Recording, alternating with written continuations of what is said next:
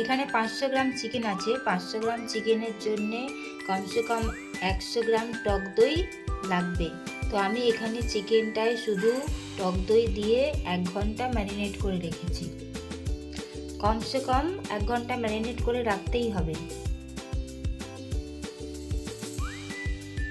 কোরমা করার জন্য একটা স্পেশাল মশলা তৈরি করতে হবে। তার জন্যে শাহজিরে, সাদা গোলমরিচ, জায়ফল অল্প, দারচিনি, এলাচ আর জয়িত্রীর একটু অংশ আমি মিক্সারে পেস্ট করে নিয়েছি।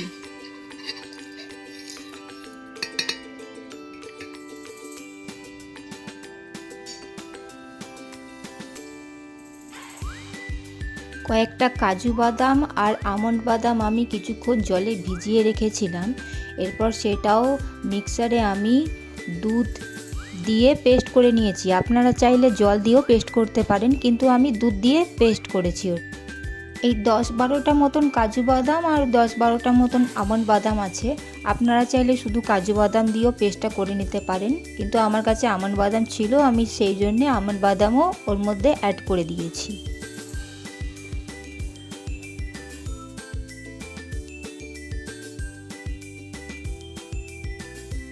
এবার একটু বেরেস্তা বানিয়ে নিতে হবে। তাই জন্য আমি কড়াইতে সাদা তেল দিয়ে কিছু পেঁয়াজ অল্প ঝিরঝিরি করে কেটে আমি ওটা বেরেস্তা বানিয়ে নেব। এই সময় গ্যাসটা মিডিয়াম আঁচে রাখতে হবে। খেয়াল রাখবেন ওভারকুক যাতে না হয়ে যায়, তাহলে তেতো হয়ে যাবে। বেরেস্তাটা বানিয়ে একটা প্লেটের মধ্যে ছড়িয়ে রাখবেন, তাহলে জিনিসটা ডেলা পাকাবে না।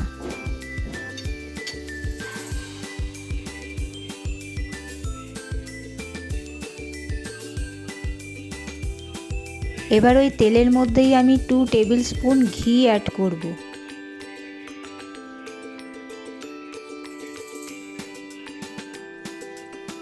এবার আমি কিছু গোটা গরম মশলা অ্যাড করব।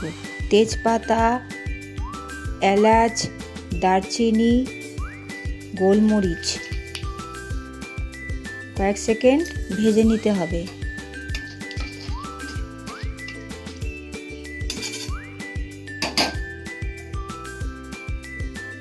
এরপর আমি একটা মিডিয়াম সাইজের পেঁয়াজকে কুচি করে তেলের মধ্যে দিয়ে ওটাকে ভালো করে ফ্রাই করে নেব।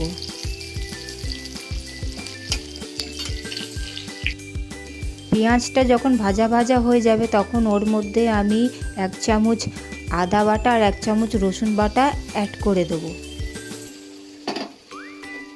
ততক্ষণ ভেজে নিতে হবে যতক্ষণ আদা রসুনের কাঁচা গন্ধটা না চলে যায়।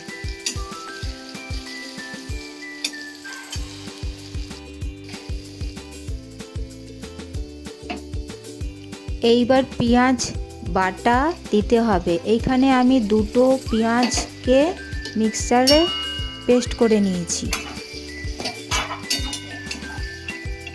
পেঁয়াজটা ভালো করে কুক করে নিতে হবে।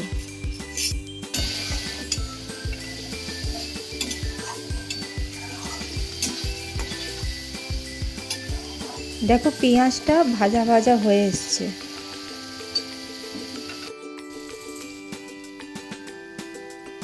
এই পর্যায়ে আমি কাজু বাদাম আর আমন্ডের যে পেস্টটা করে রেখেছিলাম সেইটা দিয়ে দেবো। আর ওই বাটিতেই জল দিয়ে একটু ধুয়ে সেই জলটাও ওর মধ্যে আমি অ্যাড করে দেব।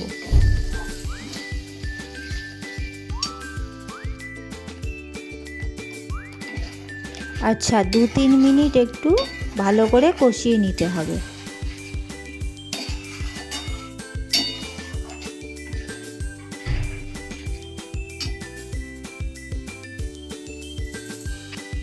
এখন আমি কিছু মশলা অ্যাড করে নেব।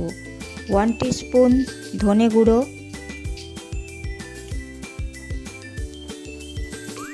হাফ টিস্পুন জিরে গুঁড়ো,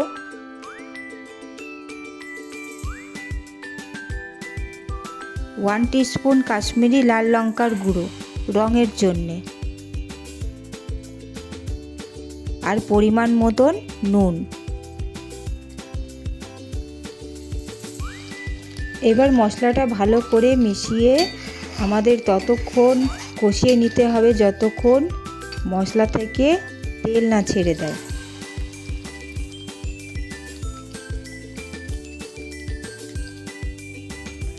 একটু সময় নিয়ে মশলাটা কষিয়ে নিতে হবে, যতক্ষণ না মশলা থেকে তেল ছাড়বে এইভাবে ঢাকা দিয়ে দিয়ে মশলাটা কষিয়ে নিতে হবে। দেখো মশলা থেকে তেল ছাড়া শুরু করে দিয়েছে।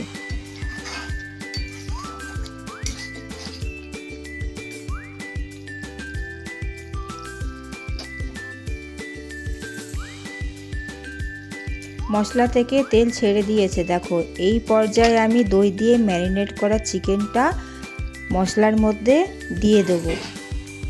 দিয়ে এই সময় গ্যাসটা হাই ফ্লেমে রাখতে হবে, কারণ দই দেওয়া আছে বলে চিকেন থেকে অনেকটা জল ছেড়ে দেবে।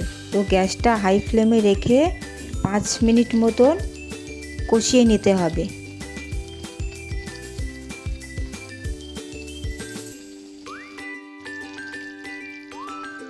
ঢাকা দিয়ে দিয়ে কষিয়ে নিতে হবে।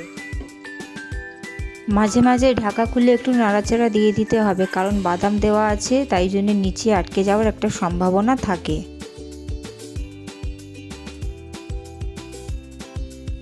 আচ্ছা, এখন আমি ওই মশলাটা যেটা বানিয়ে রেখেছিলাম, স্পেশাল মশলাটা, সেইটা এখন আমি পুরোটাই চিকেনের মধ্যে অ্যাড করে দেব।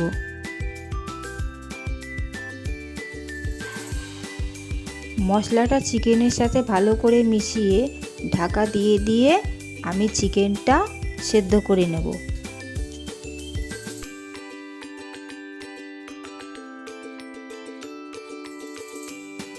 এই সময় গ্যাসের ফ্লেমটা কিন্তু লোতে রাখবেন।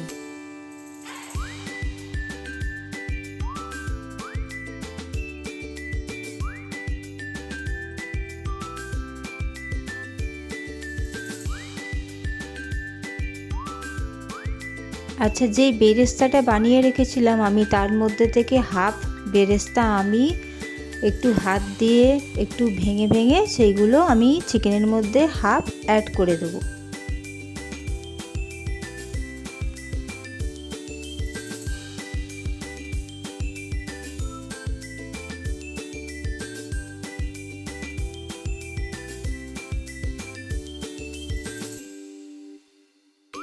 দেখো বন্ধুরা, আমি কিন্তু চিকেনে একটুও জল অ্যাড করিনি। হ্যাঁ, ওই বাদাম ধোয়া বাটিটার একটু জল অ্যাড করেছিলাম, কিন্তু এই এত জল, এটা সমস্ত কিছুই চিকেন থেকেই বেরিয়েছে।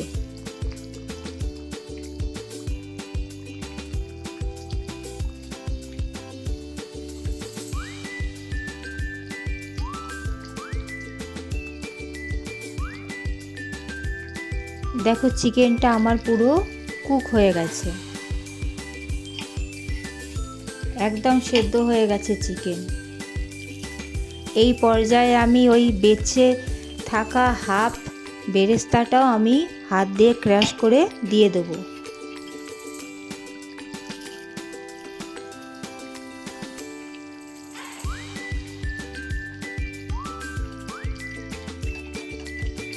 আর অল্প একটু কেওড়ার জল আমি অ্যাড করে দেবো টেস্টের জন্য আর গন্ধের জন্য। চিকেন পুরো রেডি আমার। Chicken korma ready.